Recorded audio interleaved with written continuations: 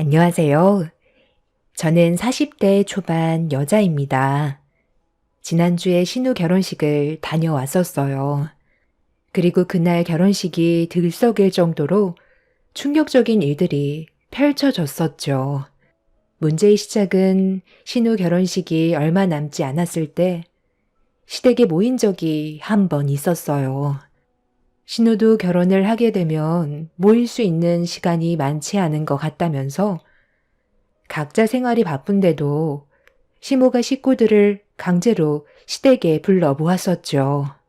주말에 모임을 가졌다면 어느 정도 이해는 하겠는데 힘들게 일하고 정신없이 퇴근해야 되는 시간에 시댁으로 불렀습니다.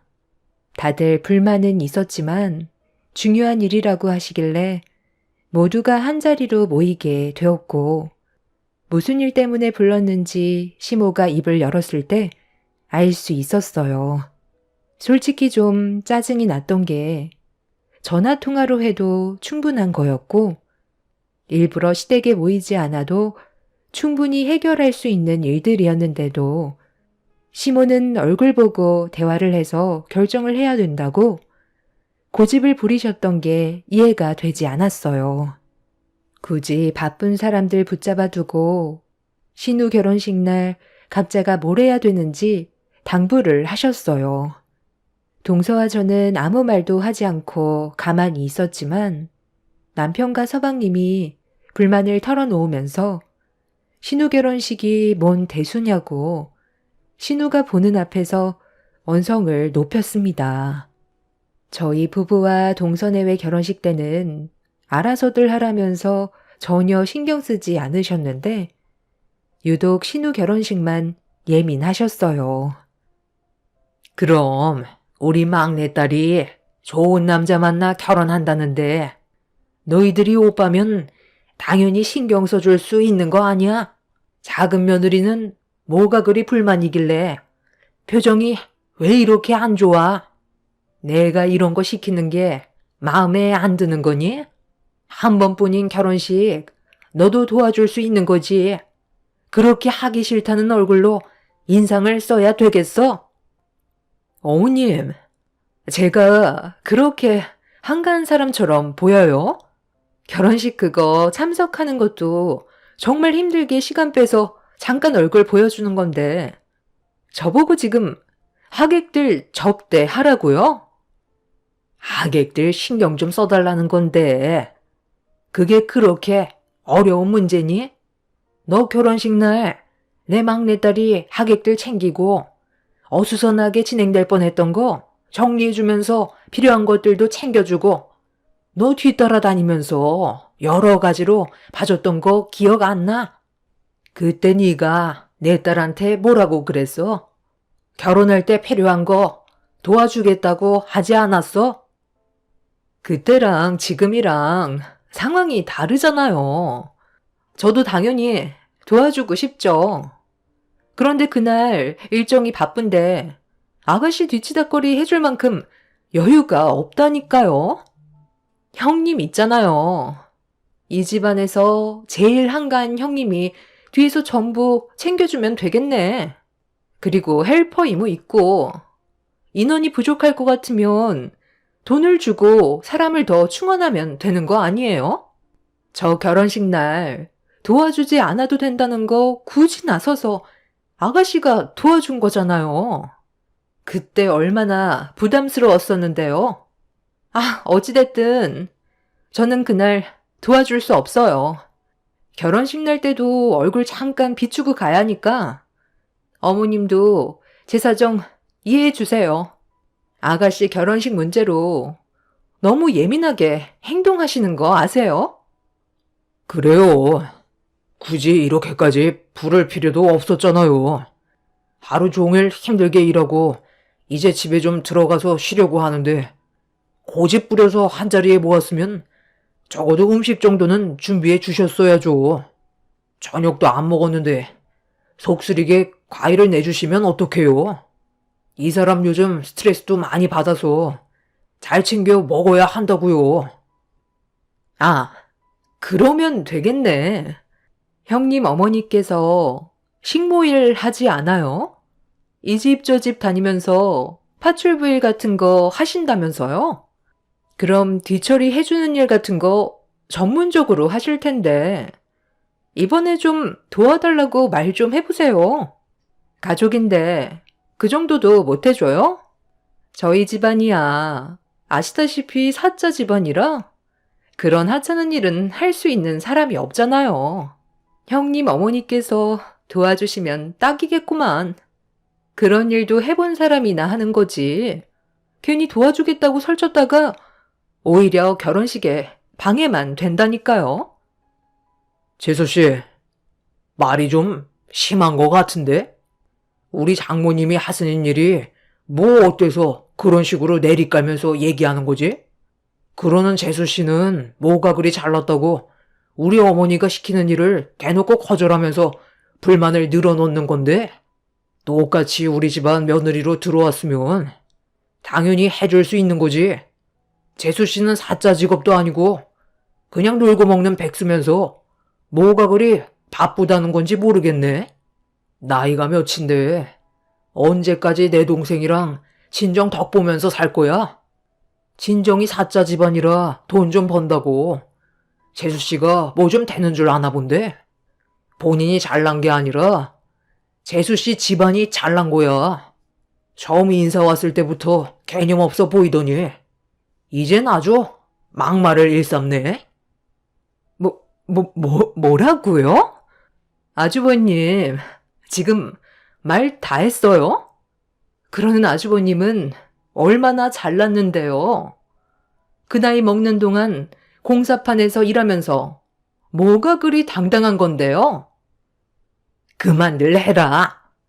내가 너희들 싸우는 꼴 보고 싶어서 한자리에 부른 줄 아니?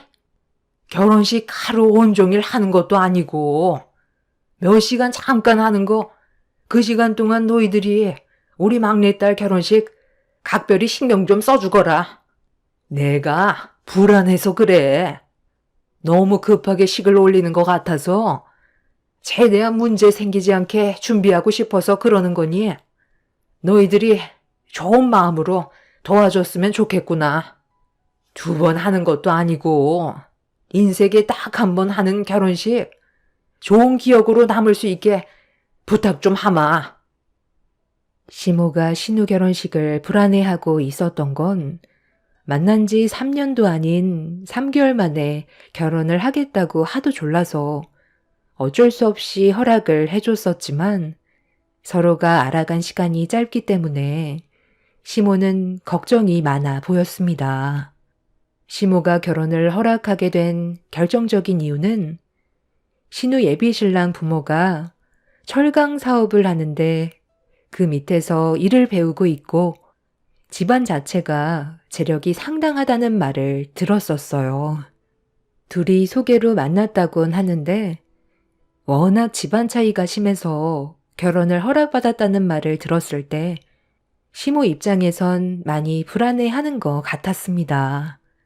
잘 나가는 집안이 중소기업에서 일을 하는 신우와의 결혼을 크게 문제 삼지 않았었고 3개월 만에 결혼까지 계획을 세웠다는 게 또 다른 뭔가 있을까봐 걱정을 너무 많이 하셨어요. 예비신랑 집안에서 좋은 마음으로 2사람의 사랑을 진심으로 응원해서 허락한 결혼일 수도 있겠지만 누구나 한 번쯤은 의심을 할 수밖에 없는 상황이기는 했습니다. 그렇다고 신우의 예비신랑 회사가 문제가 있거나 그런 건 아니었어요. 정상적인 회사였고 직원들 수도 상당히 많았었죠. 이미 남편이 어떤 회사인지 전부 다 파악하고 직접 현장까지 방문해 볼 정도로 시모의 걱정을 덜어줬었는데도 만난 지 얼마 되지 않아 결혼까지 한다는 걸 제일 불안해하고 있었어요. 시부가 돌아가신 지 얼마 되지 않아 남편이 집안의 기둥 역할을 해오고 있어서 신우의 결혼식 날 시모가 원하는 대로 해주는 걸로 결정을 내렸고 동서와 서방님은 어쩔 수 없이 그 말을 따라야만 했었죠. 그렇게 며칠 뒤 결혼식 당일이 되었고 저희 부부는 일찍 서둘러 식장을 찾아갔어요. 이미 많은 하객들이 식장을 꽉 채울 정도로 들어와 있었고 신우는 신부 대기실에서 결혼식을 진행하기 위한 준비를 이미 마친 상태로 대기하고 있었어요. 제가 크게 도와줄 게 없을 정도로 옆에 있던 헬퍼분께서 신우를 잘 챙겨주고 있었습니다. 계획된 결혼식은 예정대로 순조롭게 진행이 매끄럽게 되고 있었고 큰 사고 없이 식을 마칠 수 있었습니다.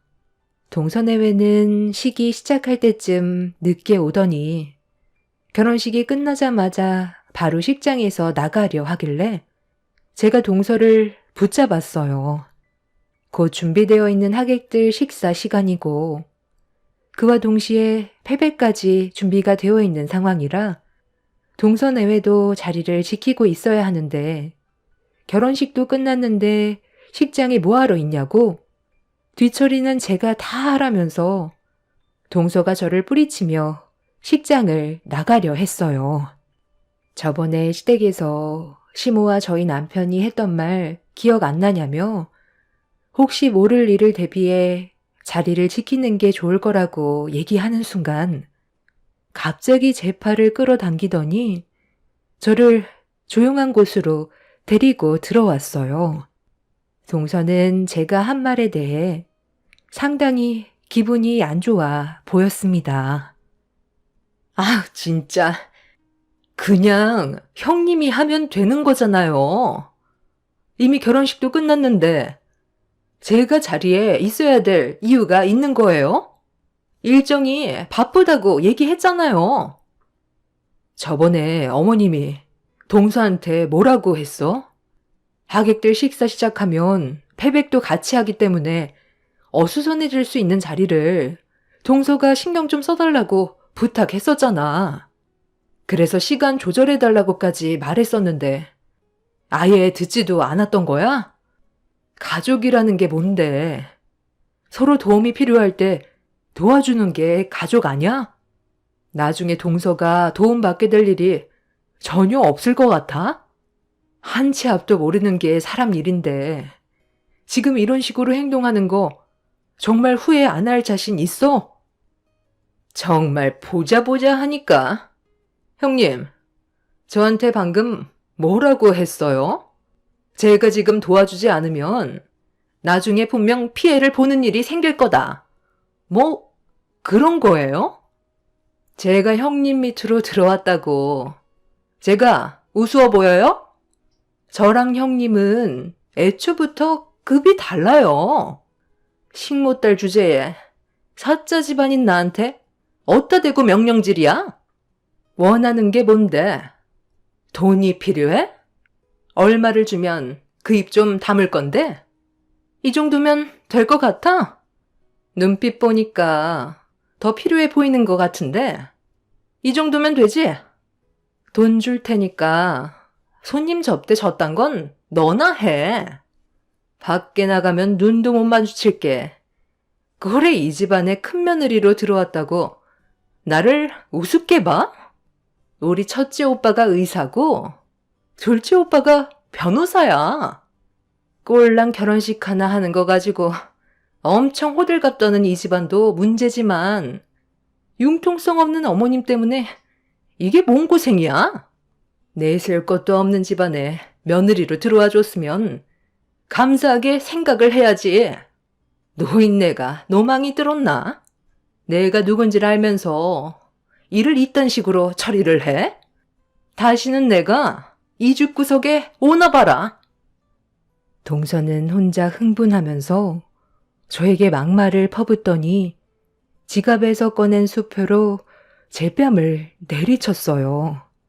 순식간에 벌어진 상황으로 인해 저는 할 말을 잃었었고 동서는 제 얼굴을 향해 수표를 던졌습니다. 너무 큰 충격을 받은 저는 당황스러워 개념 없는 그런 동서를 도저히 용서할 수가 없어 똑같이 머리채를 잡아채려는데 갑자기 옆에 있던 병풍이 동서와 제 앞으로 넘어졌어요. 그리고 병풍 뒤에 이 모든 상황을 듣고 있었던 시모가 자리에서 일어나 저와 동서를 쳐다보고 있었습니다. 병풍 뒤에 시모가 숨어 있을 거라고 전혀 예상하지 못한 저와 동서는 당황해서 시모를 바라보고 있는데 자리에서 일어난 시모가 입을 열었어요. 우리 막내딸 결혼식이 다른 때보다 유독 긴장을 많이 해서 그런지 급격하게 피곤해져서 잠깐 패백실에서 한숨 돌리고 있었는데 이게 다 무슨 말이니? 작은 며느리, 방금 네가 한 말 내 앞에서 다시 뱉어봐라. 분위기 파악 못하는 건 우리가 아니라 너 같은데? 너희 집안이 잘 나가면 어른이고 뭐고 다 필요 없다는 거냐? 이런 식으로 행동해도 된다고 사돈분들이 가르치던? 너희 오빠들이 사자 직업을 가지고 있는 거지. 너는 어디 명함 한 장 내밀지도 못하는 그냥 날백수면서 지금 누구한테 뭐라고 그러는 거야? 당장 이 자리에서 무릎 꿇고 빌지 않는다면 오늘 패백실에서 곱게 나가지는 못할 줄 알아라. 방금 네가 큰며느리한테 뺨을 올려치는 소리를 들었는데 손이 발이 되도록 빌지 않으면 내가 널 가만두지 않으마. 내가 너한테 일을 하라고 시켰니? 그냥 혹시 모를 일을 대비해 자리만 지켜주고 도움을 요청할 때 가족이니까 네가 좀 도와달라는 건데 그게 그렇게 싫어서 상황을 이렇게까지 만들어? 당장 내 앞에서 무릎 꿇지 못해? 내가 왜 무릎을 꿇어요? 지금까지 살면서 남한테 무릎 꿇어본 적 단 한 번도 없다고요. 잘못한 게 있어야 무릎을 꿇든지 하죠. 저리 비키세요. 시모가 문 앞을 가로막고 서 있는데 동서가 시모를 강하게 밀치면서 밖으로 나가겠다며 난리를 치자 최대한 참고 있던 시모가 그런 동서의 머리채를 잡으면서 버르장머리 없는 게 며느리로 들어와서 집안 망신 다 시킨다며 패백실 안에서 동서의 머리를 사정없이 흔들었어요. 동서도 당하지만 않고 시모의 머리채를 잡길래 제가 중간에서 말리려 했지만 동서가 제 머리채를 잡아채는 순간 좀 전의 상황들로 인해 안 좋아진 감정 때문인지 저까지 눈이 돌아버려 동서의 머리채를 잡아 넘어뜨렸어요. 순식간에 패백시라는 아수라장이 되어버렸고 그렇게 2대1은 역부족이라고 생각했는지 도망을 치려 하길래 제가 동서의 발목을 잡아 넘어뜨렸습니다. 그렇게 서로 뒤엉켜 난장판이 된 상황 속에서 갑자기 패백실 문이 열렸고 이런 충격적인 광경을 신우와 예비신랑 가족분들에게까지 보여주게 되었네요. 신우는 경악을 하며 뭐 하는 짓이냐고 소리치는 순간 밖에서 웅성거리는 소리와 함께 남편과 서방님이 패백실 안으로 뛰어 들어왔어요. 다들 제정신이야? 여기가 어딘 줄 알고 이 난리를 친 거냐고. 식사가 진행되면 패백도 동시에 진행된다던 거 다들 모르고 있었던 거 아니잖아. 저기 설치되어 있는 캠코더로 패백실 안의 상황이 전부 식당에 생중계되고 있었다고. 도대체 왜 다들 서로 그렇게 못 잡아먹어서 안달이야? 당장 그 손들 안 놔? 결혼식 참석해준 것만도 감사하게 생각해야지. 감히 나를 건드려? 우리 오빠가 변호사인 거 잊었어? 나를 이 지경으로 만든 거 절대 가만두지 않을 거야. 동서는 이미 제정신이 아니었고 통제가 되지 않을 정도로 심각한 상태까지 와버려서 차라리 그냥 돌아가게 놔두고 이 문제는 나중에 다시 해결하는 게 좋을 듯 싶어 밖으로 나가려는 동서를 보고만 있었는데 문 앞을 가로막고 있던 신우가 상황을 정리하고 나가라며 한마디 꺼내는 순간 동서는 절대로 해선 안 될 행동을 저질러 버렸어요.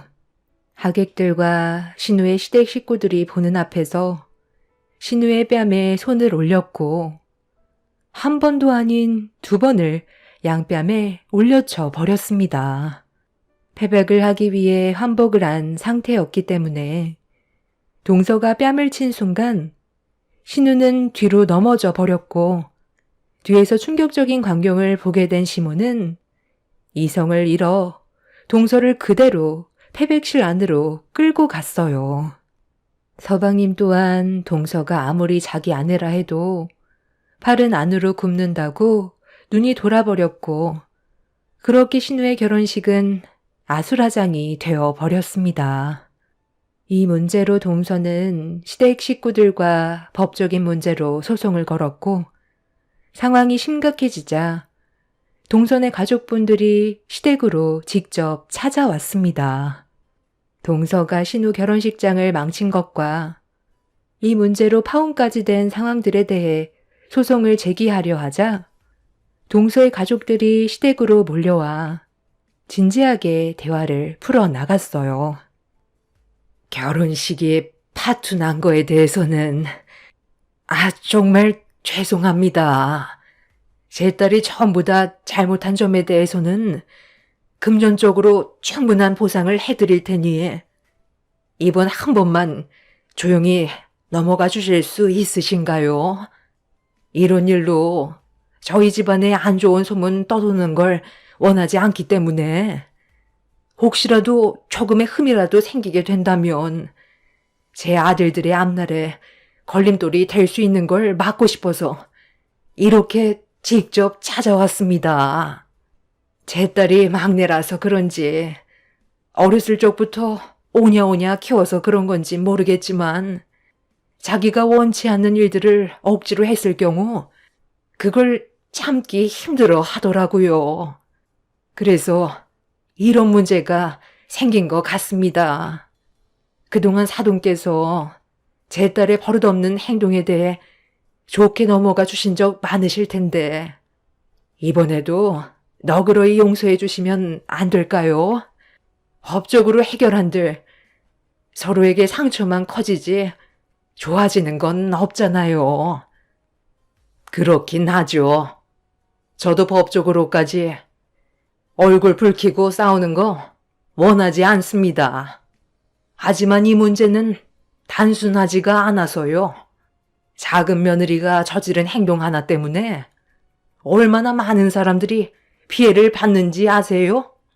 제 딸이 파혼을 당했습니다. 저희 집안 꼴을 보더니 정상적인 집안이 아닌 것 같다면서 결혼을 무효 처리했고 그에 따른 위자료까지 저에게 소송을 걸어버린 상태입니다. 제 딸은 지금 이 문제로 충격을 너무 받아서 정신과 치료까지 받고 있어요.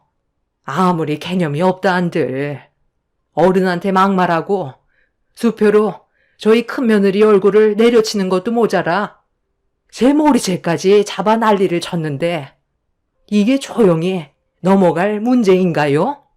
금전적인 손해배상을 전부 다 책임지겠다고요? 그건 당연한 거죠.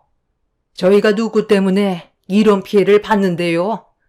금전적인 보상은 물론 저 개념 없는 사돈의 딸내미 또한 법적 처벌을 진행할 겁니다. 아무리 오냐오냐 키웠어도 옳고 그른 건 기본적으로 알아야 되는데 자기 오빠가 의사고 변호사라면서 기세등등해서 막 나간 행동을 하는 건 저도 더는 용납할 수가 없겠네요. 제 작은 아들도 이혼을 결정했습니다. 바로 앞에서 막내 동생이 뺨을 맞았는데 어느 오빠가 그 모습을 보고 가만히 있겠어요? 선처는 절대 없을 것 같으니 이제 그만 돌아가 주시죠. 사돈의 가족분들의 앞날에 문제가 생기더라도 그건 저희 잘못이 아닌 사돈 따님이 상식에서 벗어난 행동을 저질렀기 때문에 벌어진 일입니다. 가족이라면 누구나 서로 도와줄 수 있는 거고, 그 일이 비록 하기 싫어도 도움이 필요하다고 부탁한다면 도와줘야 가족이라고 생각합니다. 저는 사돈 집안의 따님을 상대로 소송을 준비하겠습니다. 정말 죄송하게 생각합니다. 어르신 결정을 하셨을 테니 저도 더 이상의 할 말은 없네요. 저도 이제 지쳤고 이 문제에 대해선 빠지는 게 좋을 것 같군요. 네가 저지른 잘못에 대해서는 가족들이 일절 도와줄 생각 없으니 앞으로 혼자 처리해라. 사돈께서 선처를 해주셨다면 마지막 기회를 주려 했지만 선처는 절대로 없을 것 같으니 우리도 너를 더 이상 도와줄 수 없을 것 같다. 네가 저지른 행동에 대해서는 본인 스스로 책임을 지고 해결해라. 알겠니? 엄마! 갑자기 그게 무슨 말이야? 저보고 이 사태를 해결하라뇨.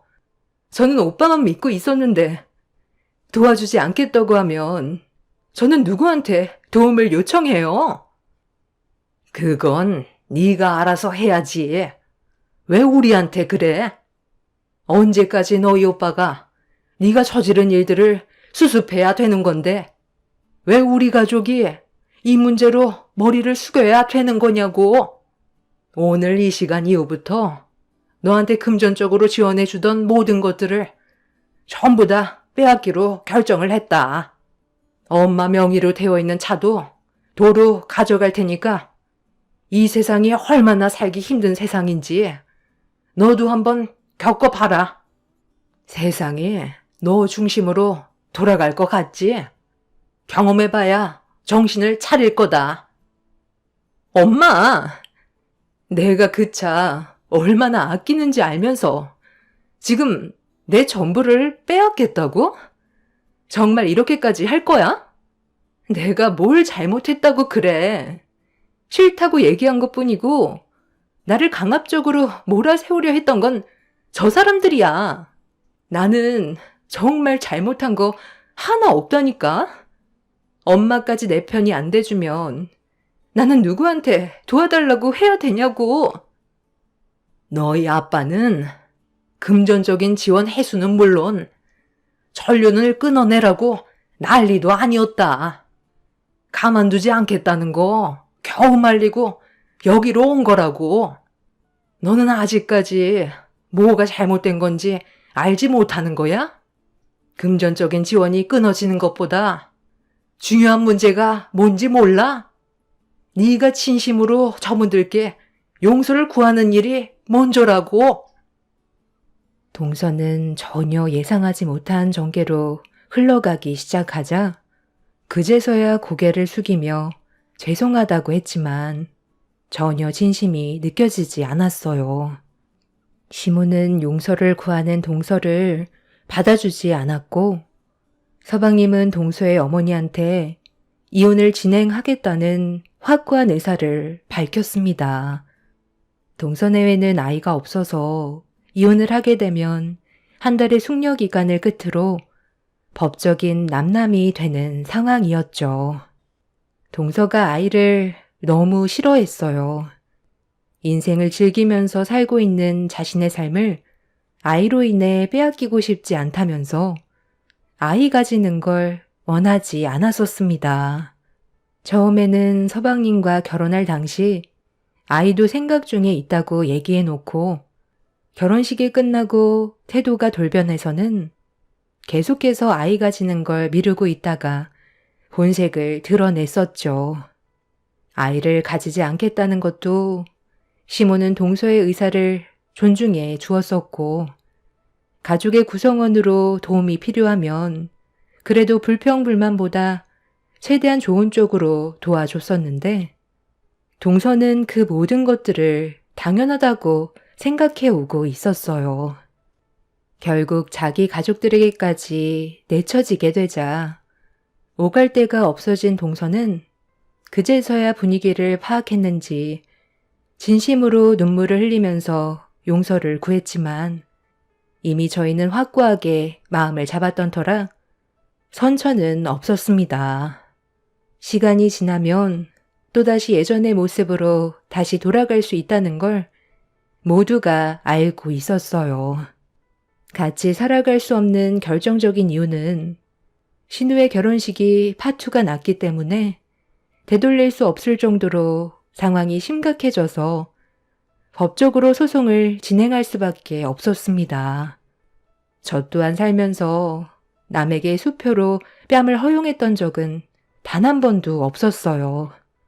그날 너무 큰 충격을 받았었고 제가 받은 신체적, 정신적 피해에 대해서도 소송을 진행 중입니다. 현재 동서는 매일같이 시댁과 저희 집에 찾아와 용서를 구하고 있고 서방님과 이혼을 하지 않으려고 악착같이 버티고 있어요. 이 상황을 해결해야지만 동선의 가족분들이 받아주기로 했었거든요. 하지만 이미 돌이킬 수 없는 결과로 이어졌기 때문에 아마 동선의 가족들의 품으로도 돌아가기는 힘들 겁니다. 그쪽 집안도 그동안 상당히 많이 힘들었었는지 두 손 두 발 들어버렸고 혼자가 된 동서는 현재 자신의 위치를 뒤늦게 깨달았네요. 가족이란 서로 힘들 때 도와줄 수 있는 게 가족이잖아요. 신우 결혼식 날 힘든 일 부탁한 것도 아니고 원활한 결혼식 진행을 위해서 아주 잠깐 부탁한 거였고 크게 신경 쓸 일도 없었습니다. 나중에 동서의 솔직한 마음을 듣게 됐는데 타인보다 자신의 위치가 밑에 있다는 걸 보여주기 싫었다고 하더라고요. 한마디로 세상 모든 사람들이 자기보다 아래에 있다고 생각을 했던 거였죠. 그러니 제 얼굴에 손을 올렸고 시모의 머리채를 잡았을 때도 더 큰 소리치며 화를 냈던 거였습니다. 이 일이 불과 일주일 전에 있었던 일이네요. 앞으로 법적 소송을 제기하기 위해 준비 중에 있지만 이런 사람 선처해줘봤자 저희가 이득 볼 수 있는 게 하나도 없다는 거 알기 때문에 절대 조용히 넘어가지 않을 생각입니다. 인생이 자기 중심대로 흘러가지 않는다는 걸 이번 일을 통해 뼈저리게 느끼게 해주려고요. 제 사연 들어주신 여러분들께서는 언제나 가족들과 서로 배려하고 어려울 때 도와가며 좋은 관계 유지하시길 바랍니다. 감사합니다. 안녕하세요. 저는 30대 후반 여자입니다.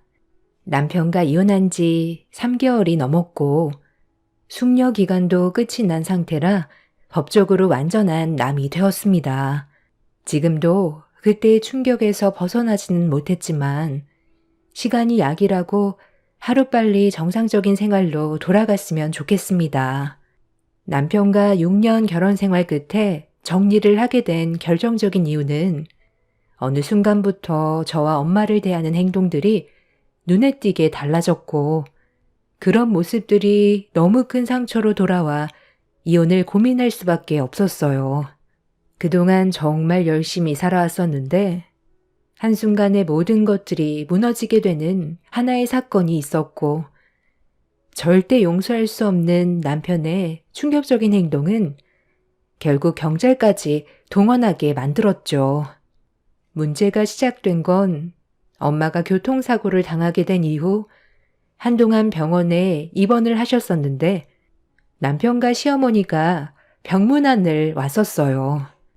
당연히 저희 엄마를 걱정해주고 몸 상태는 어떤지 그런 것들을 물어보실 줄 알았는데 전혀 상상하지 못했던 말을 듣게 되었고 시모의 한마디에 너무 놀란 저는 입을 다물지 못할 정도로 엄청난 충격을 받아 생각 없이 뱉은 시모의 말에 안 좋은 감정을 표출했어요. 딱 봐도 엄마의 상태가 어떤지 뻔히 보이는데 왜 그런 말을 했는지 이해할 수 없었습니다. 누구나 충분히 그럴 수 있어요. 돈이 궁하다 보면 몸으로라도 때워야 되겠지. 그런데 그거 몇 푼 벌려다가 세상 떠날 수도 있다는 거 모르는 건 아니시죠? 제가 봤을 때 일부러 차랑 부딪히는 척 연기를 해서 보험금 타먹으려고 한 것 같아 보이던데 단순 접촉 사고라면서 굳이 입원까지 하는 이유가 뭐예요? 한 푼이라도 더 받으려고 그러는 거 아니겠어요? 이참에 정밀 검사도 좀 받고 병원에서 푹 쉬면서 때 되면 삼시세끼까지 나오니까 잘 됐다 싶었겠죠. 어머님, 저희 엄마 걱정되셔서 병문안 오신 거 아니에요? 보험금 타먹으려고 술을 쓰는 거라뇨. 아니, 무슨 그런 말을 하세요? 쓸데없는 말씀하실 거면 왜 오신 거예요? 저희 엄마 좌측 갈비뼈 3군데에 금이 갔고 발등에도 금이 가서 최소 한 달은 꼼짝없이 누워만 있어야 한다고요. 이만하길 다행인 건데 지금 보험 사기라고 하셨어요? 아니. 우리 엄마는 보기에 멀쩡해 보이시니까 큰일이 아닌 줄 아셨나 봐. 별것도 아닌 거 가지고 너무 열내지 마. 우리 엄마도 하루빨리 건강을 되찾길 바라신다고. 내가 당신한테 전화했을 때 우리 엄마 상태에 대해 설명해 줬었잖아. 병원에 오기 전에 어머님한테 미리 말씀 안 드렸어? 상식적으로 걱정부터 해주는 게 당연한 거 아니에요? 단순 접촉사고라 해도 사람 생명에 위협이 있었던 일이에요. 입장을 바꿔놓고 생각해 보세요. 어머님이 교통사고로 입원했는데 보험금 타먹으려고 계획적인 범행을 저지른 거 아니냐고 의심하면 기분이 어떨 것 같아요? 저희가 돈이 없다 해도 그런 짓을 저지르진 않는다고요. 그런 말 할 수도 있는 거지. 너무 열내는 거 아니니? 나는 그냥 겉보기에 멀쩡해 보이고 사돈어른 돌아가신 지도 벌써 몇 년 됐으니 돈이 좀 쿵해졌나 보다 생각했지. 아니면 그만인 거지. 왜 화를 내고 그래? 어찌됐든 크게 다친 건 아닌 것 같고 얼굴도 봤으니까 저는 약속 때문에 먼저 가보겠습니다. 저희 엄마가 교통사고로 병원에 입원을 했는데 병문안 와서 한다는 말이 보험금 타먹으려고 일부러 사고를 낸 거 아니냐는 말을 했을 때는 기분이 정말 안 좋았어요. 거기에 더해 남편까지 시모를 두둔하니 화가 머리끝까지 올라오게 되었죠. 이런 상황 속에서 시모는 급하게 자리를 뜨고 제 옆에서 자리를 지키고 있던 남편은 눈치도 없이 저희 엄마 저녁 식사는 언제 나오냐고 물어보고 있었습니다. 퇴근하자마자 병원으로 바로 왔더니 배가 고프다며 엄마가 교통사고로 입맛이 없으면 그 식사 자기가 먹으면 안 되겠냐는 어이없는 말을 꺼냈습니다. 남편은 도대체 무슨 생각으로 그런 말을 하는 건지 이해가 되지 않더라고요. 이미 시모 때문에 1차적으로 기분이 상한 상태에서 남편이 2차로 제 속을 뒤집어 버렸고 도저히 참을 수 없었던 저는 남편을 끌고 병실 밖으로 나왔어요. 남편의 생각 없는 행동에 실망을 크게 한 저는 당장 집으로 돌아가라며 화를 냈고 남편은 저에게 손을 내밀면서 돈 좀 달라고 하더군요. 가는 길에 저녁이라도 좀 사 먹게. 돈 좀 줘봐. 집에 가면 먹을 거 없잖아. 장모님 저렇게 되셔서 집에 밥도 안 차려놨을 거 아니야? 한 2만 원만 줘봐. 오래간만에 짜장면에 탕수육 좀 시켜 먹게. 나 내일부터 다시 일하게 됐으니까 2만 원 정도는 줄 수 있잖아. 나도 당신한테 돈 달라고 하는 거 오늘이 마지막이라고. 이번엔 또 무슨 일인데? 어차피 또 몇 달 하고 그만두겠지. 내가 그동안 당신을 봐왔는데 모르겠어? 이번에는 제발 부탁인데 6개월은 좀 넘기면 안 될까? 이번엔 느낌이 좋으니까 너무 걱정하지 마. 아마 이곳에서 아예 자리를 잡게 될 것 같아. 집안의 가장인 나도 그동안 말을 안 해서 그렇지 얼마나 힘들었는데. 당신은 일하고 있는데 나는 집에서 놀고 먹기만 해서 맨날 눈치만 보였었다고.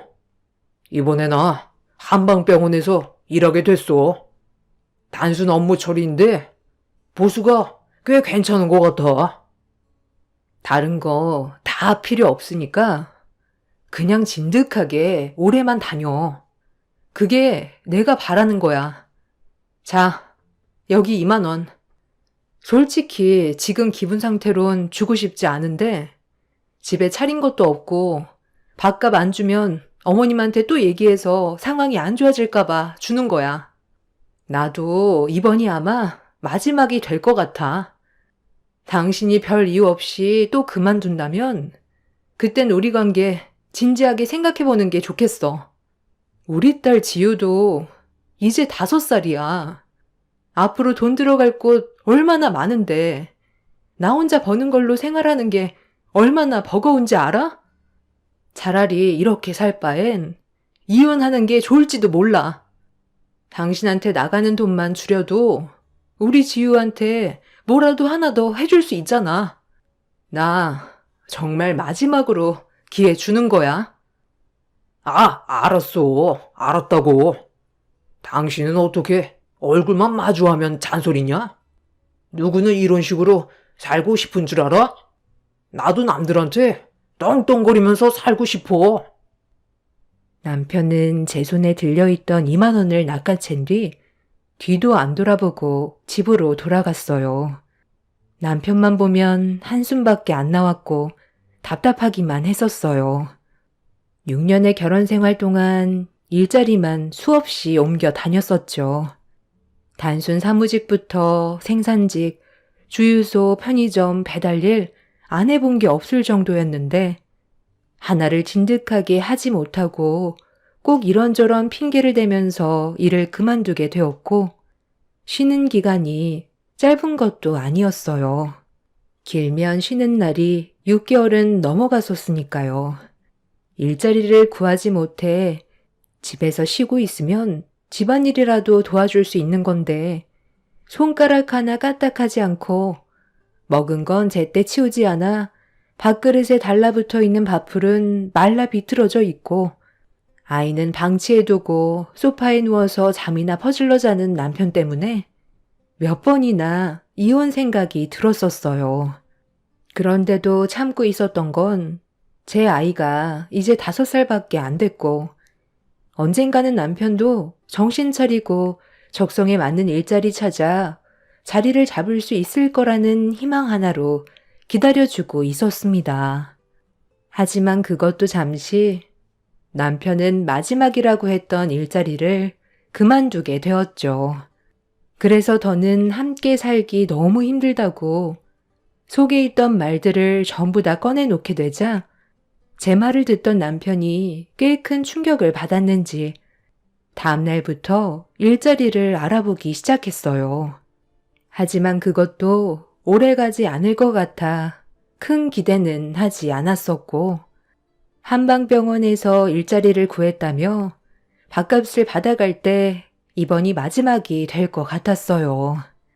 최소 1년도 다니지 못한다면 남편과는 정리하기로 마음먹고 있었습니다. 그렇게 남편은 한방병원에서 일을 하게 되었고 엄마는 병원에서 충분히 치료를 받은 뒤 퇴원을 하셨어요. 아빠가 암으로 돌아가시지만 않았어도 저희 집안이 무너지는 일은 없었을 텐데 집안의 버팀목이 얼마나 큰 비중을 차지하는지 아빠가 세상을 떠나신 뒤 뼈저리게 느끼고 있었습니다. 그리고 저희 아빠가 살아 계셨을 때는 시어머니도 입을 함부로 놀리지 않았었는데 아빠가 떠나시고 엄마 혼자 남게 되자 시모는 저희 엄마와 가끔 얼굴을 마주할 때면 은근히 무시하는 말투로 상처를 줬어요. 엄마가 착해서 한 귀로 흘려 넘기는 거지. 성격 좀 있는 사람이었으면 시모의 머리채를 잡고 난리를 쳤을 겁니다. 병실에서 시모가 생각 없이 뱉은 말에 제가 오히려 욱할 정도로 개념 없는 행동을 자주 보였어요. 남편도 문제지만 시모도 그동안 남편과 결혼 생활을 지속해 오면서 저를 너무 힘들게 했었기 때문에 그만 포기하고 싶은 마음이 너무 컸었어요. 여러 가지로 시댁과 마찰이 많았던 터라 버티는 건 이미 한계를 넘어선 상태였어요. 그렇게 힘든 날들을 보내는 동안 남편은 새로 취업한 한방병원에서 꾸준히 일을 했었고 2달 동안 아무 일 없이 잘 다니고 있는 모습을 저에게 보여줬어요. 제가 힘들어한다는 걸 알기라도 하는 듯 열심히 다니고 있는 모습이 어느 정도 화를 가라앉히게 만들었습니다. 시모는 엄마가 입원했을 때 병문안 온 이후 제가 일부러 찾아뵙지 않았어요. 시모에게 안 좋은 감정 상태가 남아 있었기 때문에 굳이 먼저 연락드릴 필요 없다고 생각했었습니다. 그렇게 한동안 조용히 지내고 있었는데 병원에서 완치 판정을 받고 퇴원을 했던 엄마가 몸이 좀 불편하신지 교통사고 후유증을 호소하셨어요. 병원에서 처방해준 약을 먹으면 좀 괜찮아지긴 한데 그것도 일시적일 뿐 약을 복용하지 않으면 여기저기 많이 쑤시고 두통 때문에 잠도 잘 못 주무신다는 말을 듣게 되었습니다. 그래서 고민한 끝에 한방병원을 가보기로 결정을 하게 되었고 남편이 일하고 있는 곳으로 엄마를 모셔갔어요. 엄마는 아빠가 돌아가시고 저희 집 근처로 이사 오셔서 남편이 일하는 한방병원이 제일 가까워 일단 그곳에서 진료를 받아보기로 했던 거였죠. 그런데 남편이 일하는 병원에 도착을 하는 순간 예상하지 못했던 일들이 펼쳐지게 되었습니다. 아니, 사돈이 여긴 또 무슨 일 때문에 오셨어요? 제 아들이 여기에서 일하는 걸 알고 혜택이라도 좀 받으려고 오신 거예요? 이제 막 2달 된 제 아들한테 그런 부탁하면 일하는 동안 얼마나 눈치가 보이겠어요? 다른 한방병원으로 가시는 게 좋을 것 같은데요? 제 아들 일 좀 편하게 할 수 있게 그냥 좀 놔두세요. 어머님, 얼굴 보자마자 무슨 그런 말을 하세요? 지우 아빠가 하는 일이 뭐 얼마나 대단하다고 혼자서 흥분하고 그러세요. 어머님이야말로 그이가 일하는 병원에 오시는 게 오히려 불편한 상황을 만든다는 건 생각 안 해보셨어요? 그리고 어차피 또 뭐가 마음에 안 든다면 이 핑계 저 핑계 대면서 일 그만둘 게 뻔할 텐데요. 그리고 이 동네에 가깝고 제일 큰 한방병원은 이곳 한 곳뿐이라 다른 병원에 가려면 차를 타야 돼서 일단 이쪽으로 온 거지. 그이가 있어서 굳이 이쪽으로 온 건 아니에요. 누가 보면 지유 아빠가 한의사 정도 되는 줄 알겠어요. 저희 엄마 진료 받아야 하니까 가로막지 말고 그만 비켜주세요. 어머님은 그 말투부터 고쳐야겠어요. 너? 지금 말 다 했니? 교통사고 크게 난 것도 아니면서 엄살 부리는 사돈보다야 건강한 내가 100배 1000배 낫지. 남이 보면 죽을 병 걸려서 온 줄 알겠네. 내 아들 일하는데 신경 쓰이게 하지 말고 나가서 파스나 사붙여. 이제 마음 잡고 겨우 적성에 맞는 거 찾아서 일하는데 왜 방해를 하려 들어? 시모가 지갑에서 3,000원을 꺼내더니 엄마 얼굴을 향해 3,000원을 던졌어요. 저는 엄마 진료를 보러 온 거지 남편을 만나러 온 것도 아닌데 제 앞을 막아선 시모의 행동에 화가 치밀어 올랐고 왜 그런 행동을 하는 건지 더는 이해하고 싶지도 않아 시모를 밀치며 들어가려 하자 저를 가로막아섰고 병원 입구에서 저와 시모의 언성이 높아지자 병원 관계자들이 달려와 말리기 시작했고 시모는 더욱더 흥분하면서 저를 보며 난리를 쳤어요.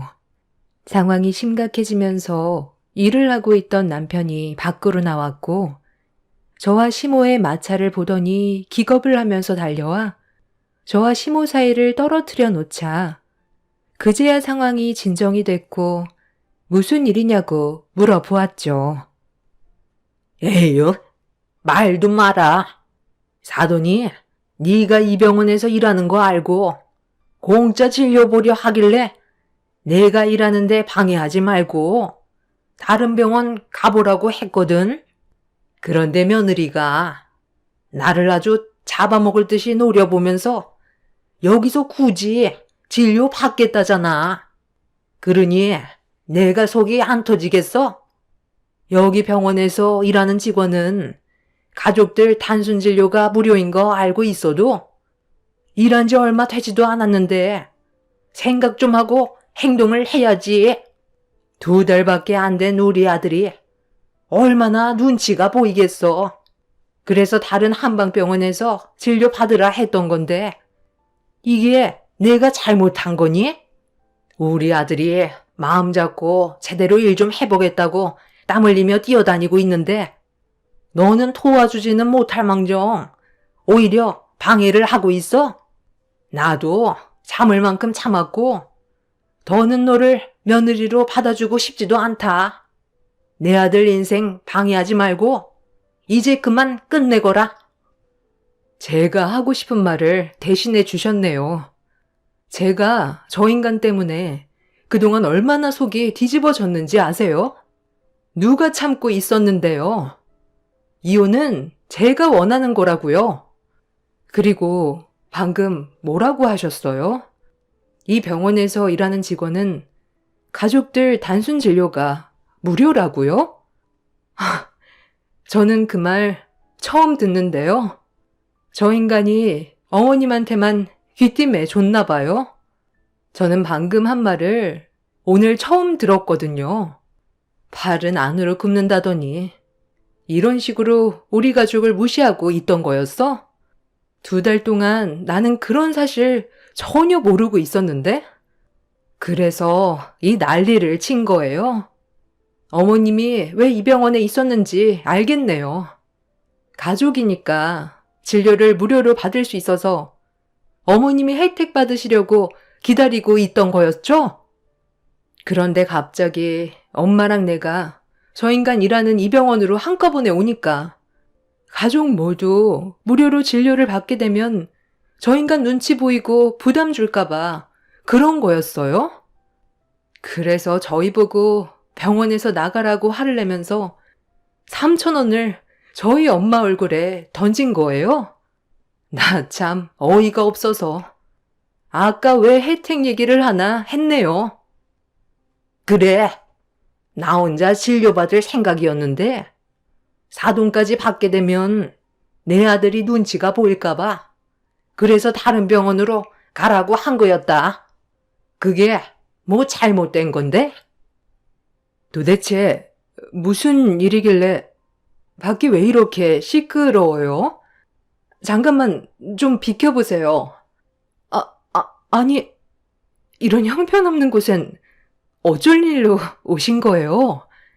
몸은 좀 괜찮으세요? 전화라도 한 통 주셨으면 미리 준비를 하고 있었을 텐데요. 벌써 움직이셔도 되는 거예요? 제가 일이 너무 바빠서 처음 입원했을 때 찾아뵙고 그동안 못 갔었어요. 아이고, 원장님이 여기서 일을 하고 계셨어요? 그때 저한테 한의사라고 얘기한 건 기억하는데 명함 주신 걸 잃어버려서 깜빡 잊고 있었거든요. 보험사에 문의라도 해볼 걸 그랬네요. 다른 지역에서 계신 줄 알았죠. 여기 병원인 줄 알았다면 진작 와볼 걸 그랬어요. 제가 요즘 사고가 난 이후로 계속 두통에 시달리고 있거든요. 어지럽기도 하고요. 아, 다 제 잘못이죠. 그때 앞만 똑바로 보고 운전했으면 이런 일도 없었을 텐데 정말 죄송합니다. 일단 예약 진료를 기다리시는 분들이 계시니까 자리에 앉아서 잠시만 기다려 주시겠어요? 최대한 빨리 안내해 드릴게요. 그런데 무슨 일 때문에 병원 앞에서 목소리를 높이셨던 거예요? 대충 보니까 상황이 많이 안 좋아 보이던데요? 아니, 잠깐만. 그러니까 내 아들이 근무하는 병원의 원장님과 교통사고가 난 사람이 안사돈이었다는 거예요? 아니, 이런 상황은 미리 알려줘야 되는 거 아니야? 저도 사고를 냈었던 여자를 그 자리에서 처음 봤었어요. 보통은 보험 처리로 끝나기 때문에 얼굴 볼 일은 없을 줄 알았는데 한의 원장이라는 그 여자는 이미 사고가 났을 당시 병원에 같이 있었고 명함까지 줬었는데 그걸 잊어버린 거였어요.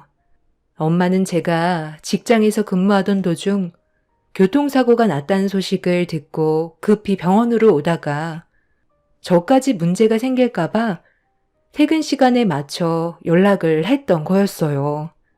전화를 하셨을 때도 병원에 볼 일이 있어서 들렸다고 하셨지 교통사고 소식은 끝까지 숨기셨어요. 나중에 병실로 들어오고 나서야 알게 된 거였죠. 그 사이 사고를 냈던 한의 원장은 돌아간 상태였고 저는 그런 사실을 모르고 있던 거였죠. 엄마도 정상적인 보험 처리는 끝이 났었기 때문에 그 여자에게 연락할 필요가 없다고 생각했던 것 같았어요. 그런데 동네 한의원에서 근무하고 있었을 거라곤 전혀 모르고 있었죠. 남편과 시모도 이 사실을 모르고 있었는지 많이 당황스러워하는 얼굴로 분위기를 살피고 있었는데 제가 원장님한테 여기서 새로 근무를 하게 된 사람이 저희 남편이라고 얘기하면서 좀 전의 상황을 대충 설명을 했어요. 시모가 난리친 상황에 대해 알게 된 원장님은 얼굴 표정이 굳어버렸고 시모는 거품을 물면서 최대한 상황을 좋게 풀어나가려 했지만 분위기는 좀처럼 회복이 되지 않았습니다. 남편은 가족들끼리 잠깐의 오해로 인해 생기게 된 일이니 좋게 넘어가길 원했지만 원장님은 좀처럼 용납이 되지 않는 듯 했고 시모는 이 문제로 자기 아들이 한의원에서 잘리게 될까봐 머리를 숙여 소란 피운 거에 대해 사과를 했어요. 남편은 한의원에서 잡다한 일과 탕전실에서 약을 다리고 청소까지 하는 업무를 담당하고 있어요. 바쁠 때는 수납도 같이 한다고 들었는데 월급은 얼마 되지 않아도 꾸준하게 일을 할 수만 있다면 저는 그걸로 만족하고 있었습니다. 본인이 좋아하는 일을 하는 게 제일 중요한 거였으니까요. 그래서 저도 최대한 상황을 좋게 정리하려고 원장님한테 오해가 있었다는 걸 설명하려 했는데 그 순간 한의원에서 일하던 여자 직원이 갑자기 남편과 같이 일을 하지 못하겠다면서 눈물을 터뜨렸어요. 그러자 주변에 있던 다른 여자 직원들도 똑같이 남편이 일을 그만두길 원하고 있었습니다. 갑자기 예상하지 못한 상황에 당황한 저는 그 여자 직원들을 바라보고 있는데 제일 먼저 입을 열었던 여자 직원이 남편의 손에 있던 핸드폰을 가리켰어요. 그러자 남편은 급하게 핸드폰을 숨겼고 원장님이 핸드폰에 뭐가 있는지 물어봤지만 횡설수설하면서 말을 더듬고 있었습니다. 아무것도 없어요. 제 핸드폰에 뭐가 있겠어요? 요즘 배워야 될 업무가 많아지다 보니 잊어버리게 될까봐 핸드폰에 자료들을 저장해 둔 것밖에 없어요. 그런데 왜 직원들이 광진 씨가 그만두길 원하는 거죠? 그 핸드폰에 뭐가 들어있길래 여직원들이 눈물까지 흘리는 건지 제가 이 병원의 원장으로서 확인을 해봐야 할 것 같은데요. 오해라면 지금 이 자리에서 해결하는 게 좋은 거죠. 제가 좀 전에 문제로 광진 씨가 우리 병원에서 계속 근무하는 게 맞는지 고민을 하고 있었는데 갑자기 직원들이 그만두길 원한다고 얘기하는 것 보면 제가 모르는 뭔가 문제가 있겠죠. 당장 핸드폰 안에 뭐가 있는지 확인시켜주지 않는다면 경찰에 신고를 할 수밖에 없을 것 같네요. 끝까지 안 보여주겠다는 거예요? 그럼 어쩔 수 없죠. 지금 당장 경찰에 신고를 해야 되겠네요. 도대체 뭔데 그래? 왜 숨기고 말을 하지 않는 건데? 당신이 떳떳하면 핸드폰을 보여주면 되는 거잖아. 상황을 왜 계속 악화시키는 거야? 여기에서도 잘릴 거야? 그래, 일단 빨리 보여줘라. 이러다 여기서까지 잘리면 어쩌니?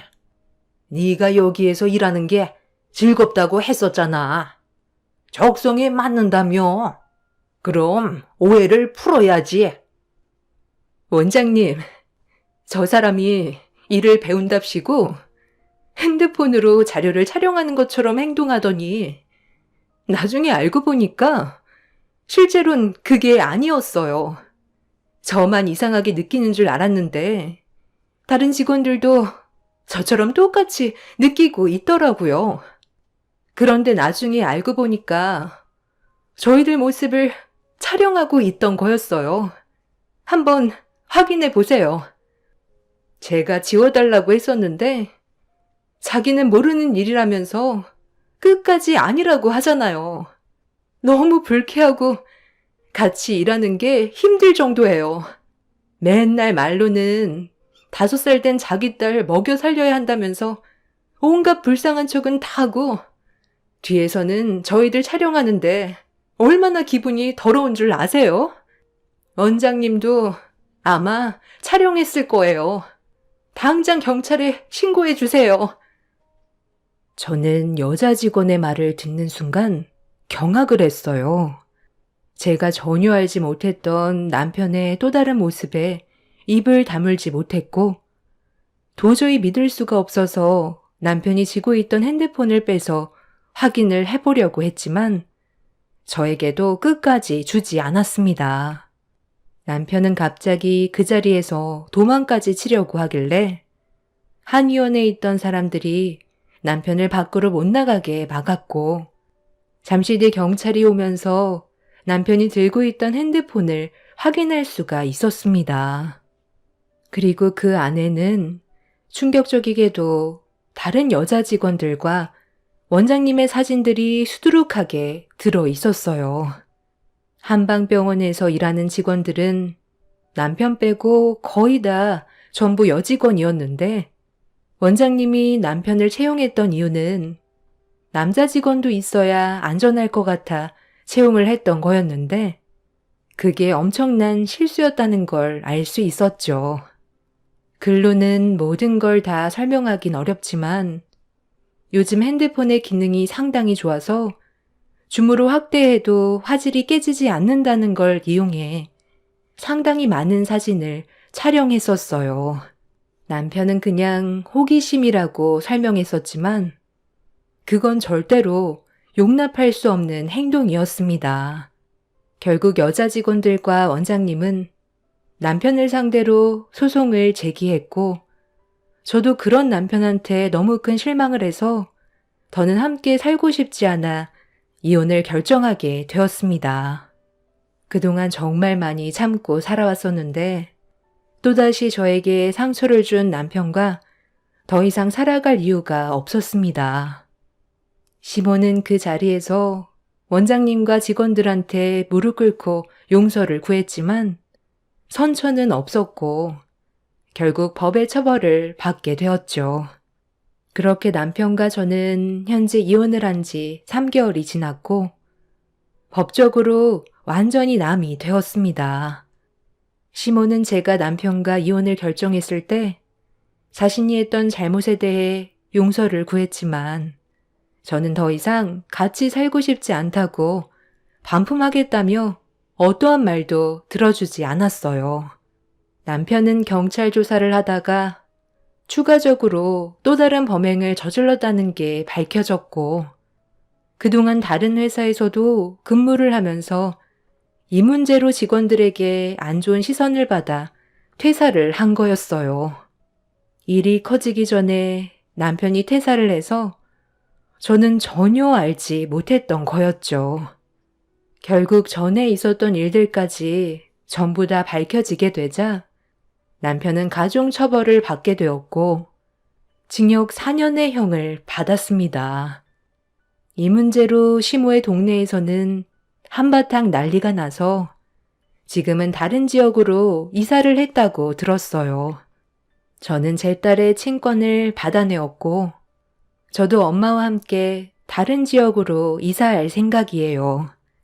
처음엔 호기심이었겠지만 그걸 알면서도 똑같은 행동을 반복했다는 건 범죄 행위를 인정하는 거니 제 딸도 교육상 안 좋아질 것 같습니다. 친권 포기각서를 받아내길 잘한 것 같아요. 그동안 정말 열심히 살아왔었지만 그 시간이 너무 아깝기만 하네요. 앞으로는 저희 가족에게 좀 더 밝은 날이 찾아왔으면 좋겠어요. 제 사연 들어주신 분들 감사합니다. 안녕하세요.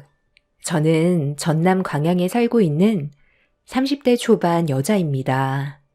현재 저에게 닥친 상황을 받아들이는 게 힘들어 사연을 신청하게 되었습니다.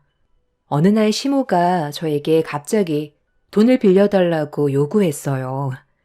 너무 뜬금없기도 했었지만 빌려달라는 금액도 커서 당황스러웠었죠. 조심스럽게 이유를 여쭤보니 시부와 부부싸움을 했다며 각자의 시간을 가지기로 했는데 돈을 주지 않는다고 조만간 적금이 만기가 되는데 그때 갚겠다는 말을 하셨습니다. 저 혼자 결정할 수 있는 문제도 아니라서 남편과 통화 좀 해보겠다고 했는데 막무가내로 화를 내셨어요. 그래도 남편도 알아야 될 것 같아 전화를 걸어 시모의 말을 전달해 주었어요. 남편도 제 말을 듣더니 어쩔 수 없을 것 같다면서 일단 시모에게 돈을 빌려주기로 결정을 내리게 되었습니다. 그렇게 시모가 요구한 700만 원을 빌려드렸어요. 유럽으로 홀로 여행 좀 다녀오겠다며 나중에 다시 한국으로 귀국하면 연락 주겠다면서 전화를 끊으셨어요. 시모에게 당분간 저희 집에서 지내는 게 어떻겠냐고 했지만 혼자만의 시간을 가지고 싶다는 말에 더 이상 시모를 말릴 수는 없었습니다. 결국 혼자 유럽 여행을 떠나셨는지 핸드폰 전원은 꺼져 있었고 시모는 더 이상 연락이 닿지 않았어요.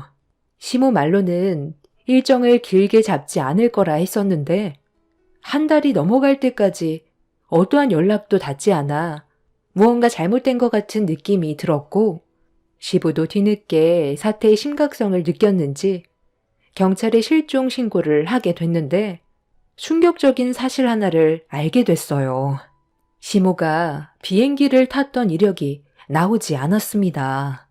이 사실을 한 달이 지나서야 알게 된 저희들은 시모가 가볼 만한 곳을 전부 다 뒤졌어요. 주변 지인분들한테도 시모의 소식을 알고 있는지 수소문하기 시작했죠. 하지만 아무것도 얻지 못했고 시간이 지날수록 가족 모두 불안에 떨었습니다. 남편은 시부에게 탓을 돌리면서 화를 가라앉히지 못하고 있었어요. 이게 다 아버지 때문이잖아요. 제발 그 고약한 성격 좀 버릴 수 없는 거예요? 엄마가 얼마나 상처를 받았으면 한 달이 지났는데도 연락 한 통 없이 핸드폰 전원을 꺼버리냐고요. 이제 어떻게 할 거예요? 무슨 일이라도 생겼으면 아버지가 책임질 거예요? 제발 잠깐이라도 좋으니까 속 편하게 좀 살고 싶어요. 이게 왜 내 잘못이냐? 너희 엄마가 임마 내 속을 얼마나 긁어놨었는지 알아? 오죽했으면 싸웠겠냐고. 나도 같이 사는 거 힘들어 죽겠다. 하루라도 조용히 살고 싶다고. 차라리 잘 됐지. 평생 지긋지긋한 얼굴 안 봐도 되니까 얼마나 좋아? 분명 어디서 사고 쳤는데 문제가 심각해지니까 집에 오지 못하는 거야. 그건 아버지 생각이죠. 엄마가 평생 집에 안 들어오시면 어떻게 할 거예요? 왜 말을 못 하세요? 아버지도 말만 그렇게 하시지. 지금 불안해 하시잖아요. 아버님, 어디 짐작 가는 곳은 없어요? 어머님이 자주 다니던 곳이 있을 수도 있잖아요. 침착하게 생각해 보세요.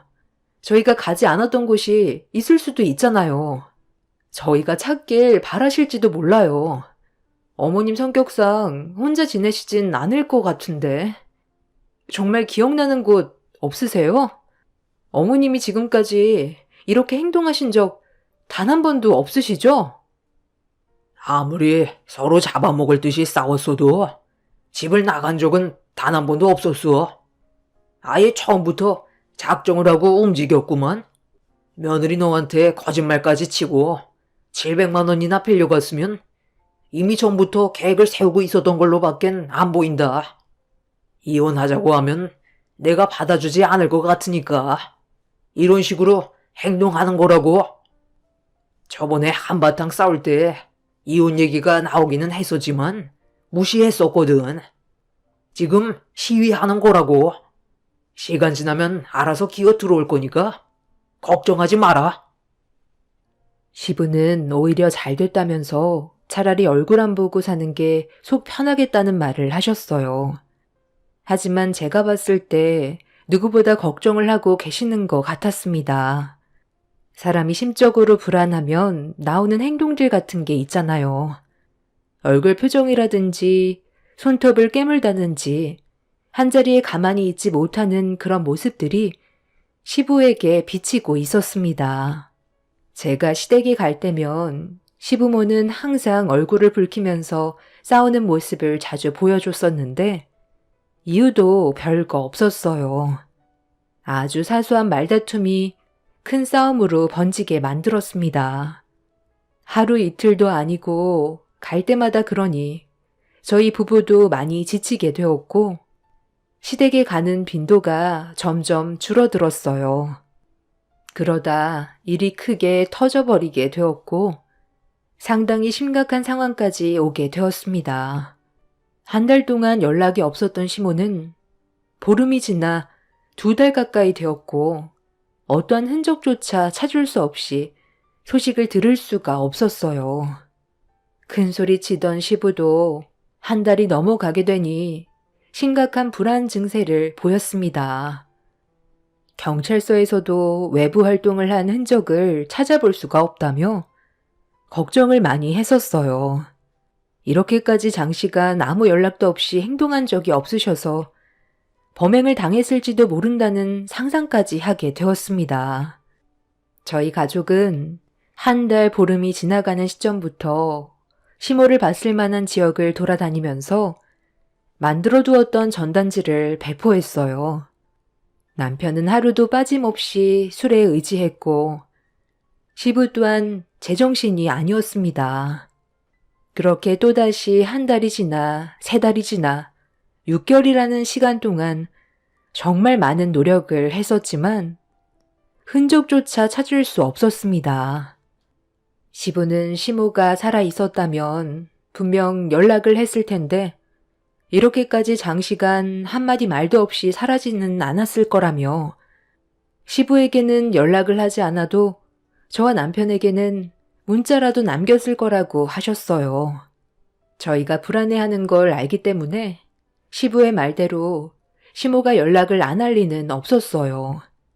시부와 싸우는 날이면 꼭 저에게 전화하셔서는 온갖 불만을 다 털어놓으셨고, 제가 시모의 말을 들어줬던 터라 저희 부부에게 의지하는 부분들이 많았습니다. 그런데 전화 한 통 없었다는 건 분명 시모의 신변에 심각한 문제가 생겼다는 걸로밖엔 안 보였어요. 너희 엄마가 아무래도 어딘가에서 사고로 세상을 떠났을 것 같은 불안한 느낌이 든다. 벌써 연락 한 통 없이 지낸 지 6개월이나 지났다. 너희들한테 빌려간 700만 원은 벌써 바닥이 났을 텐데 아직까지 나타나지 않는다는 건 그 돈을 누군가 갈취하고 범행을 저질렀을 가능성이 상당히 큰 것 같다. 경찰도 700만 원을 한꺼번에 인출한 게 문제가 됐을 수도 있다는 말을 했었잖아. 돈을 노리고 저지른 범행을 배제할 수 없으니 우리도 이제 마음의 준비를 해야 되겠다.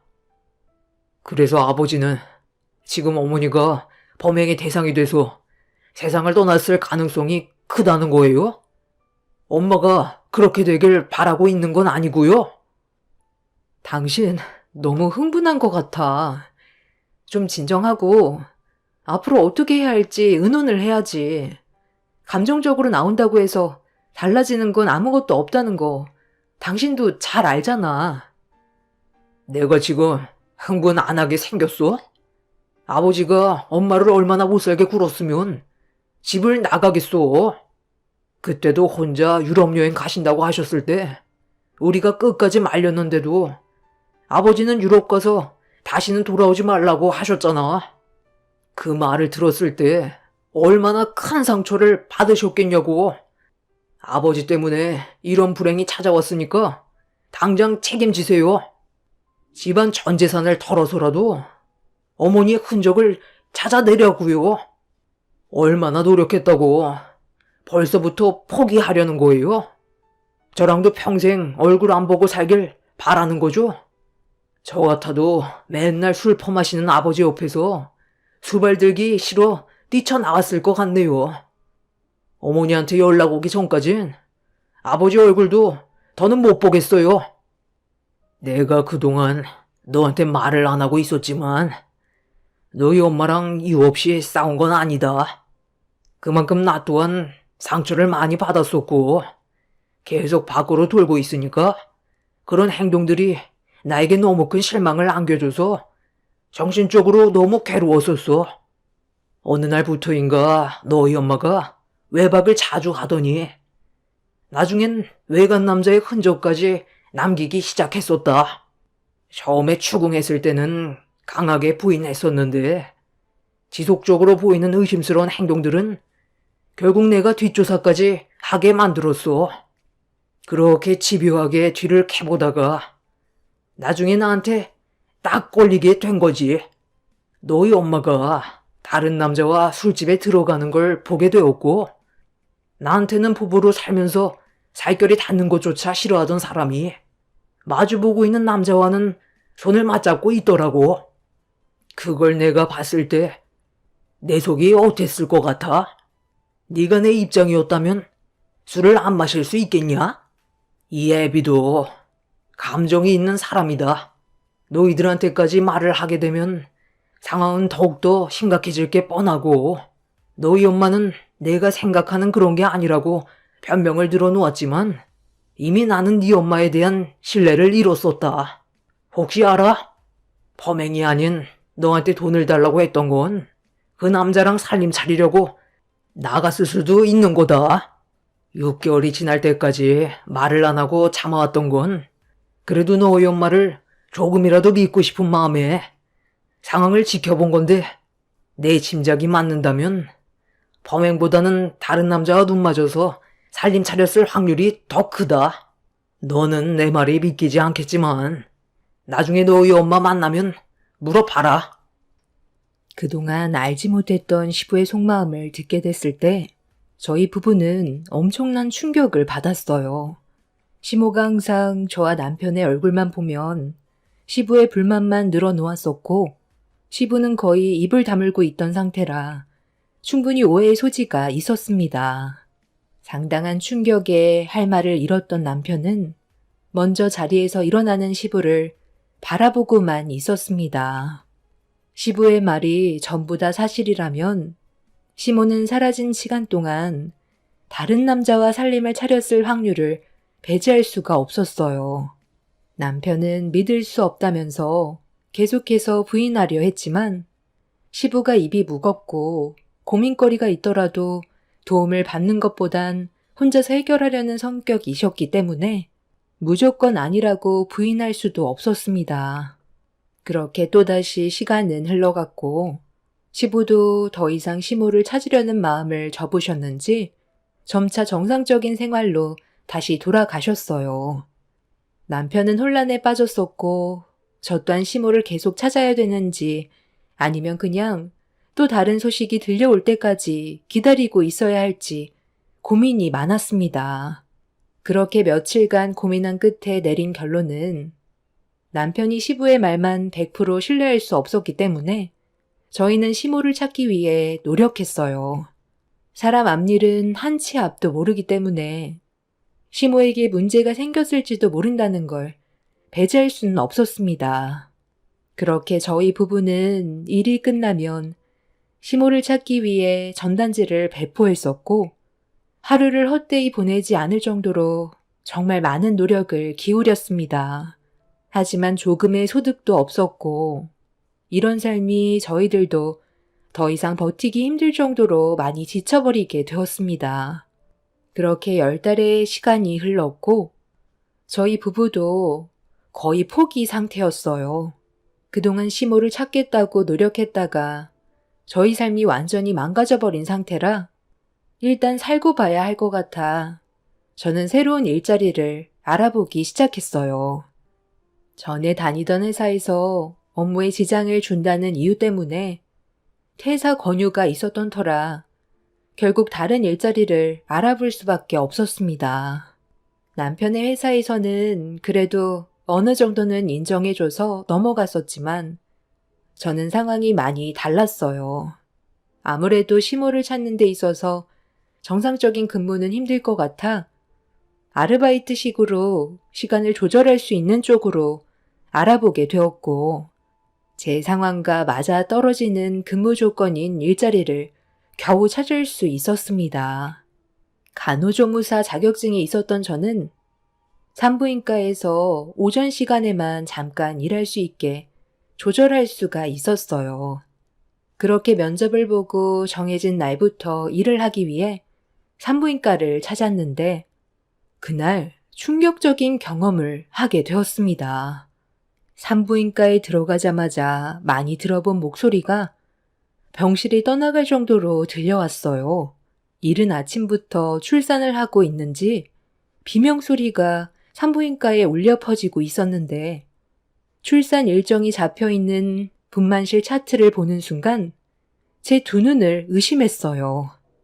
설마 하는 마음에 직접 얼굴을 확인하기 위해 분만실 안을 살펴보려 하는데 같이 일하시는 간호사 선생님이 분만실 담당도 아닌데 왜 들어오냐고 물어보길래 현재 출산하고 있는 분의 얼굴을 좀 확인해 봐야 할 것 같다며 산모 가족이라고 털어놨어요. 아닐 수도 있었지만 목소리와 제 느낌상 그토록 찾아 헤맸던 시모가 확실하다는 느낌을 지울 수가 없었습니다.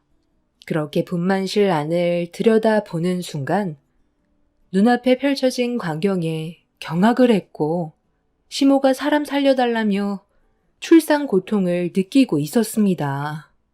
저는 떨리는 목소리로 진통을 하고 있는 시모를 부르며 천천히 앞으로 걸어갔어요. 시모도 제가 나타날 거라곤 전혀 예상하지 못했는지 출산 고통을 느끼면서 당황한 얼굴로 저를 바라보고 있었습니다. 시모의 배가 산만하게 부풀어 올라 있었고 뱃속에는 아이가 세상 밖으로 나오고 싶었는지 준비하고 있었습니다. 머릿속이 정리되지 않아 혼란스러운 가운데 순간적으로 머릿속을 스친 시모의 보호자가 누구인지 궁금해졌어요.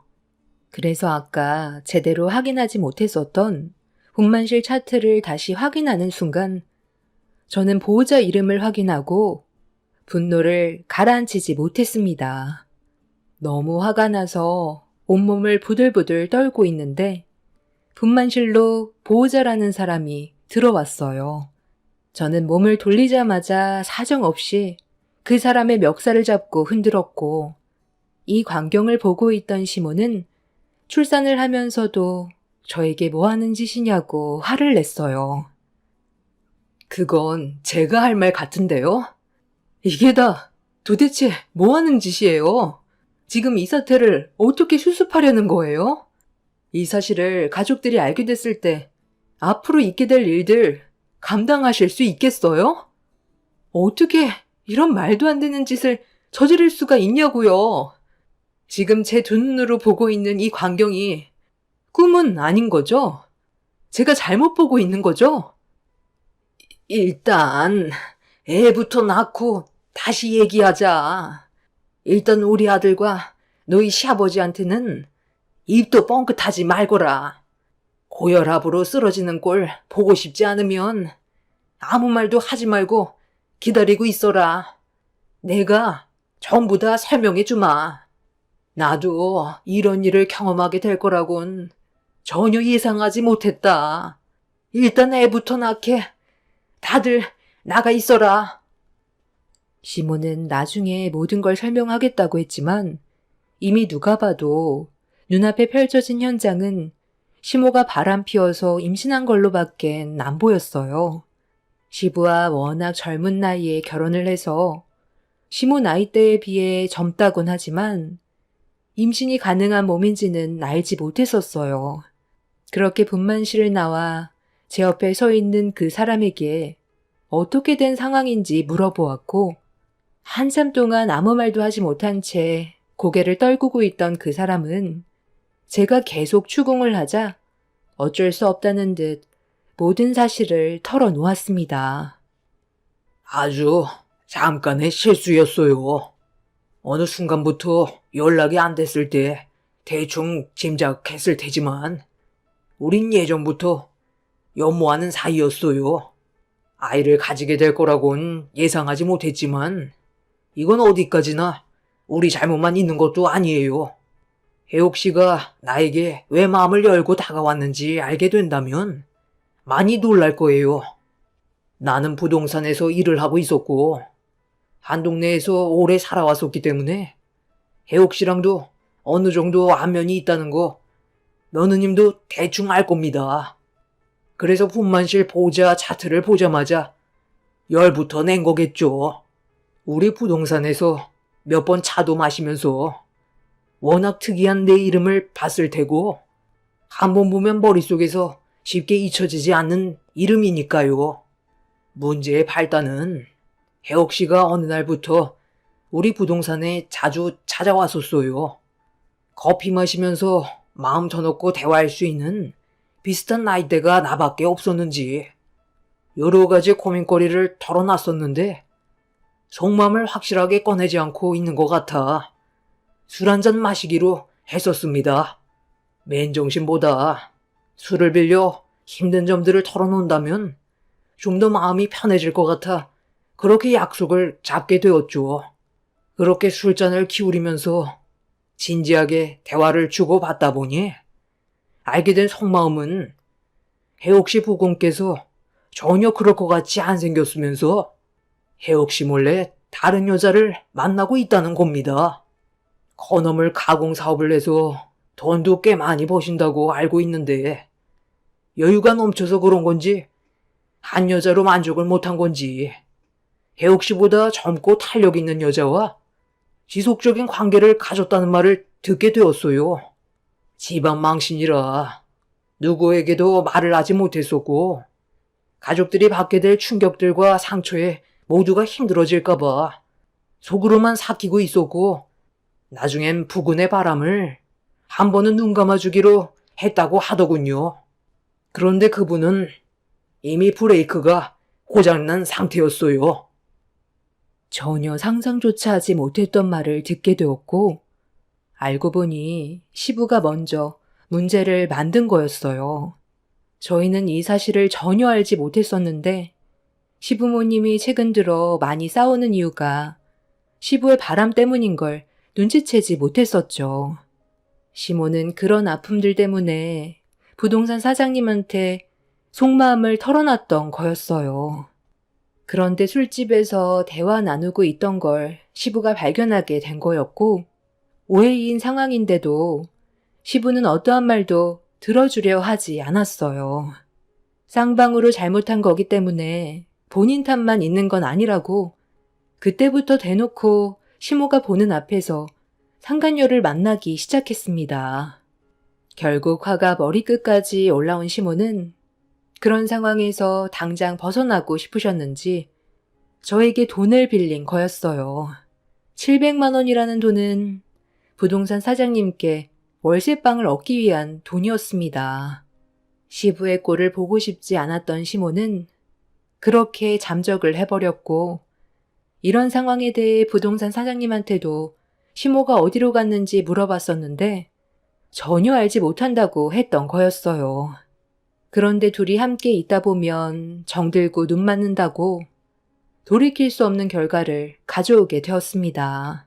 그리고 이 사실을 알게 된 저는 분만실에 적혀있던 부동산 사장님의 신왕산이라는 이름을 보고 기겁을 했던 거였고, 너무 큰 실망을 하게 된 터라 분노를 감추지 못했던 거였어요.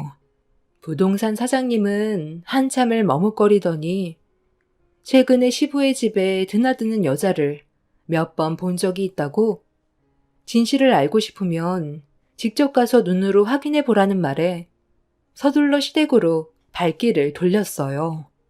그렇게 정신없이 달려 시댁에 도착해 현관문 비밀번호를 알고 있던 저는 초인종도 누르지 않고 문을 열고 들어가는 순간 눈앞에 펼쳐진 광경에 입을 다물지 못했습니다. 아버님, 지금 뭐 하시는 거예요? 아버님 품 안에 있는 그 아이, 설마 아버님 아이는 아닌 거죠? 왜 아무 말도 못 하세요?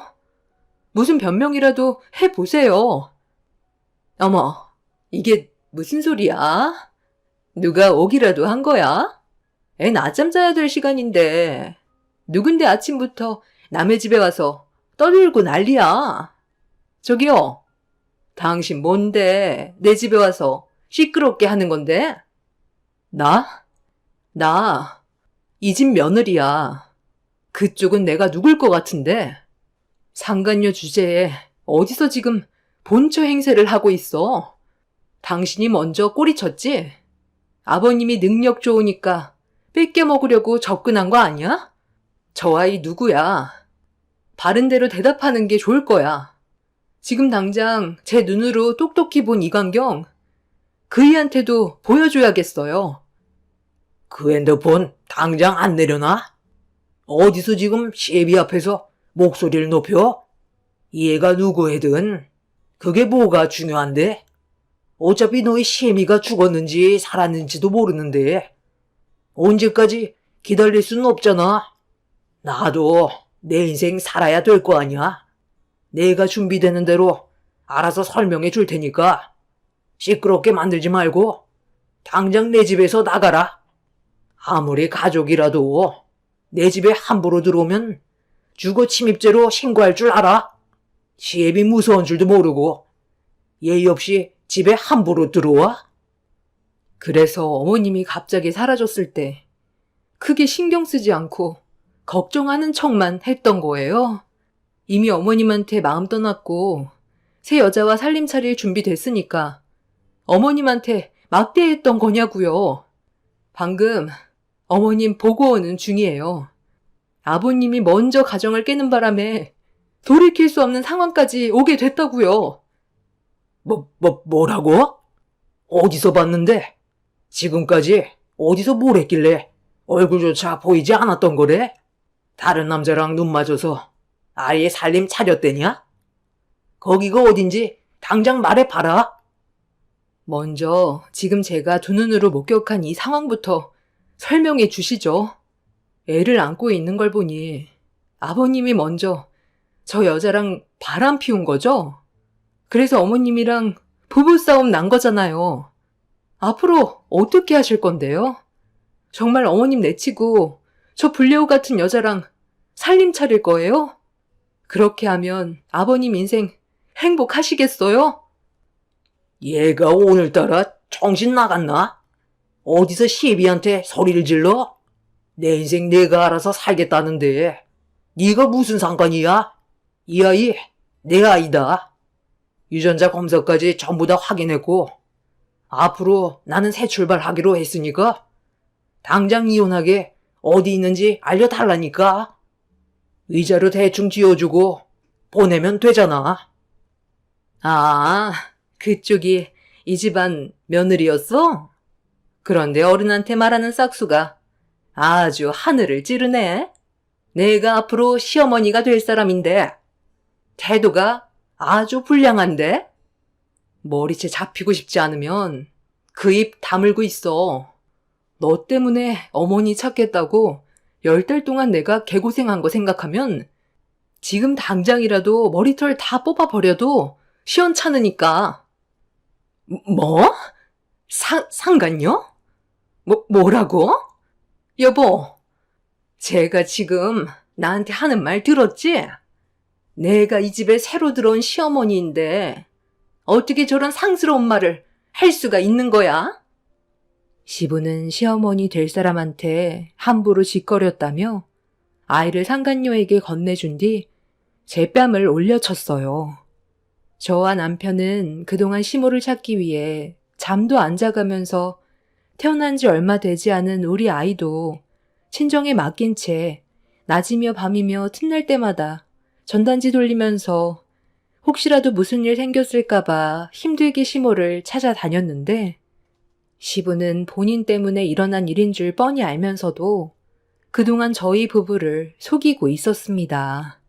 시부가 제 뺨을 쳤을 때 이미 저는 눈에 뵈는 게 없었고 나이 처먹고 쓸데없는 물건 함부로 놀려서 멀쩡한 집안 파탄 냈으니 평생 불구로 살아보라고 그 자리에서 시부의 다리 사이를 사정없이 걷어차 버렸어요. 시부는 엄청난 고통이 엄습해왔는지 비명을 지르면서 거실을 뒹굴었고 상간녀가 뒷걸음질 치길래 제가 달려들자 아이를 소파에 내려놓더니 자기 남편 불구되면 가만두지 않겠다면서 머리채를 잡았습니다. 그동안의 화가 상간녀에게 쏟아졌고 시집을 갈갈이 찢어버렸습니다. 결국 집안이 난장판이 되자 주민들의 신고로 경찰이 출동했어요. 남편도 뒤늦게 이 사실을 알게 된 이후 엄청난 충격을 받게 되었고 시부는 저를 상대로 소송을 제기할 거라며 응급실에서 치료를 받았습니다. 저는 모든 상황을 남편에게 설명한 뒤 시모가 입원한 산부인과로 함께 찾아갔어요. 시모는 저희 부부에게 미안하다며 눈물을 흘리셨고 한 번의 실수가 아이를 가지게 됐다면서 괴로워하고 있었습니다.